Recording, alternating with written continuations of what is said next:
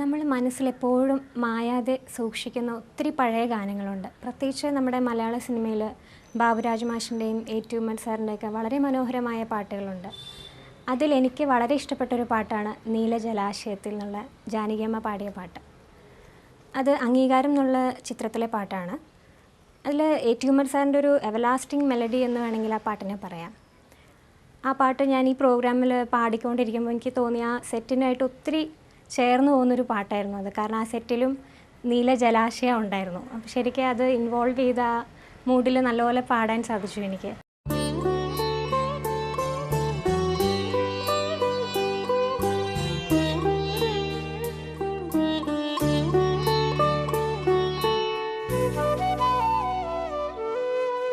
നീലജലാശയത്തിൽ ഹംസങ്ങൾ നീരാടും പൂങ്കുളത്തിൽ നീർപ്പോളകളുടെ ലാളനമേറ്റൊരു നീലത്താമര വിരിഞ്ഞു. നീലജലാശയത്തിൽ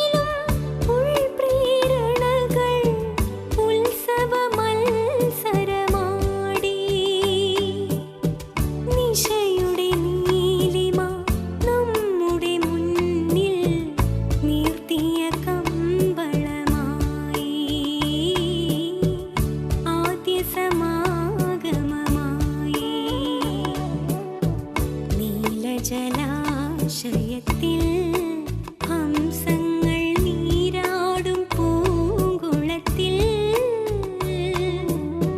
നീർപ്പോളകളുടെ ലാളനമേറ്റൊരു നീലത്താമര വിരിഞ്ഞു. നീലജലാശയത്തിൽ